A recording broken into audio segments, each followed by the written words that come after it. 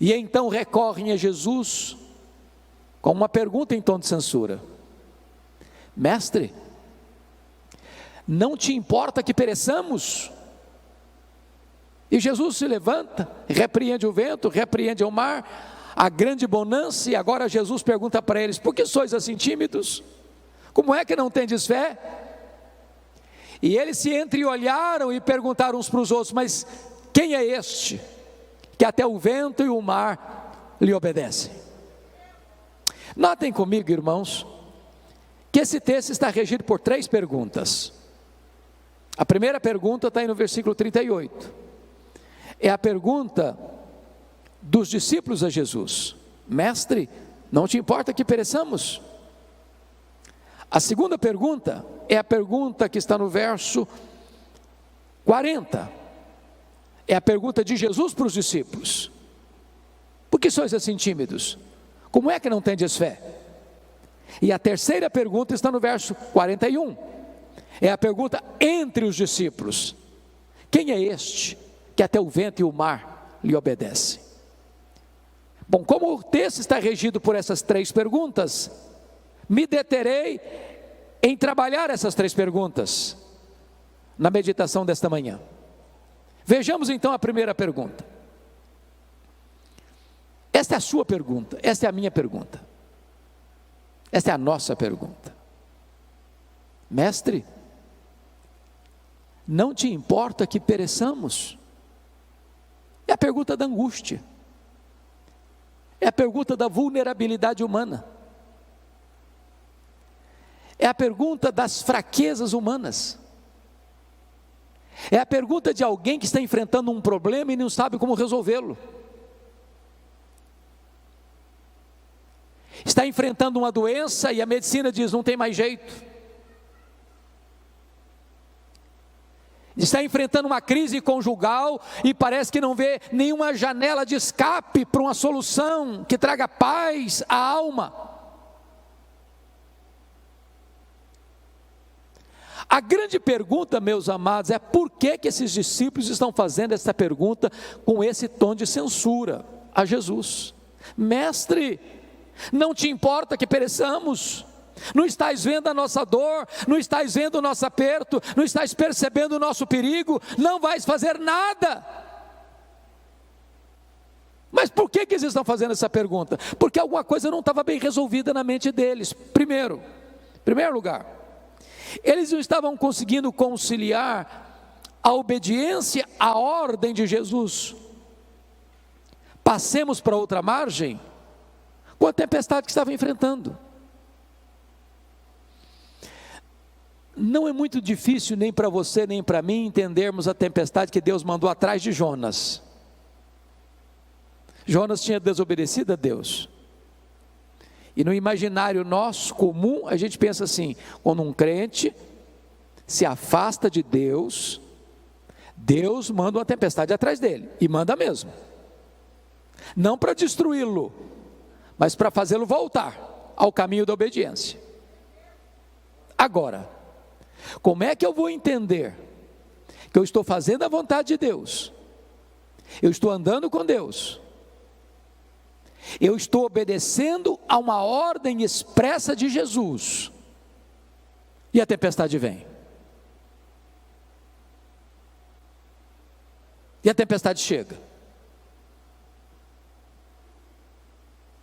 e o vento contrário começa a me ameaçar. Na cabeça deles, isso não estava bem resolvido, porque a nossa expectativa é essa: se eu estou andando com Deus, vai dar tudo certo, nenhum imprevisto vai acontecer. Mas havia um segundo problema que levou esses discípulos a perguntarem a Jesus nesse tom de censura: Mestre, não te importa que pereçamos? Qual era o segundo problema? Era a urgência da necessidade deles com a demora de Jesus em atendê-los. Por quê? O que Jesus estava fazendo no barco? Estava dormindo. Quem está dormindo não está agindo. E parece-nos que um dos dramas que nós enfrentamos na vida é que quando a coisa pega, quando o calo aperta, quando a dor lateja em nossa alma, quando as lágrimas quentes rolam em nossos olhos, quando a noite parece escura demais, você grita por socorro e só escuta o eco da sua voz. Deixa eu lhes dizer, tem hora, eu vou voltar, filho, pode ficar tranquilo. Tem hora que a demora de Deus nos aflige mais do que o próprio problema. Eu vou ilustrar. Vocês se lembram da Marta? Quando seu irmão Lázaro ficou doente? Jesus estava a um dia de viagem de Betânia, e Marta manda um recado para Jesus assim: está enfermo aquele a quem amas. A casa dela estava cheia de gente. Talvez as pessoas questionando: ô Marta, será que Jesus vem? Eu falei: ele vem, claro, ele é nosso amigo. E eu, Lázaro, piorando, e Jesus não chega. Aí a pessoa gastou um dia para ir de Betânia, onde Jesus estava. Ao dar o recado, Jesus disse para os seus discípulos assim: o Lázaro morreu. Mas manda um recado para Marta: esta enfermidade não é para a morte, é para a glória de Deus. Quando o emissário retorna no segundo dia, que era um dia para ir, outro dia para voltar, talvez apressadamente já vai dizendo para Marta: ô Marta, Jesus mandou falar para você que esta enfermidade não é para a morte, é para a glória de Deus. Mas o Lázaro já estava morto e sepultado. Olha o nó na cabeça da Marta. Diz a Bíblia que Jesus fica mais 2 dias onde estava. Se o homem gastou um dia para ir, mais 2 dias que fica, 3 dias. No 4º dia é que Jesus vai. Quando Jesus chega lá, o Lázaro está morto e sepultado há 4 dias. E a primeira palavra que Marta falou para Jesus não foi a saudação Shalom. Foi uma palavra de censura: se tu estiveras aqui, meu irmão não teria morrido, o senhor chegou tarde demais, agora não adianta mais. E Jesus: Marta, teu irmão há de ressurgir. Ela diz: eu sei que vai ressurgir no último dia. E Jesus: Marta, eu não fui, eu não serei, eu sou a ressurreição e a vida. Se você crer, Marta, você verá a glória de Deus.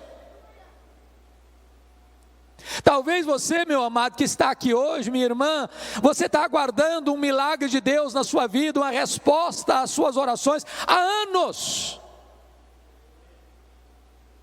Mas o que eu posso dizer para você é que Deus nunca chegou atrasado. Quando Ele parece chegar atrasado, é porque Ele está preparando algo maior e melhor para a sua vida. Mas sabe por que esses discípulos estão angustiados? Tinha uma terceira razão. Primeiro, que eles não conseguiram conciliar a ordem com o problema. Segundo, eles não conseguiam conciliar a urgência da necessidade com a demora. E a terceira razão, eles não conseguiam conciliar a angústia avassaladora com o silêncio de Jesus. Porque se ele está dormindo, ele não só não está trabalhando, mas também não está falando. E eu vou lhes dizer que o silêncio de Deus grita mais alto nos nossos ouvidos do que o ruído mais barulhento das circunstâncias mais adversas.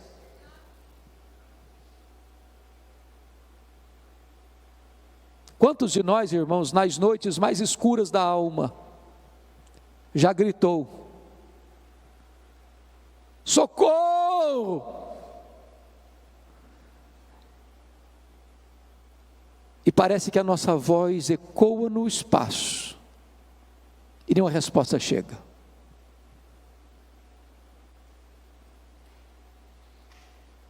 Mas quando Deus está em silêncio, Ele não está inativo. Ele não perdeu o controle. Ele está trabalhando e trabalhando por nós e não contra nós.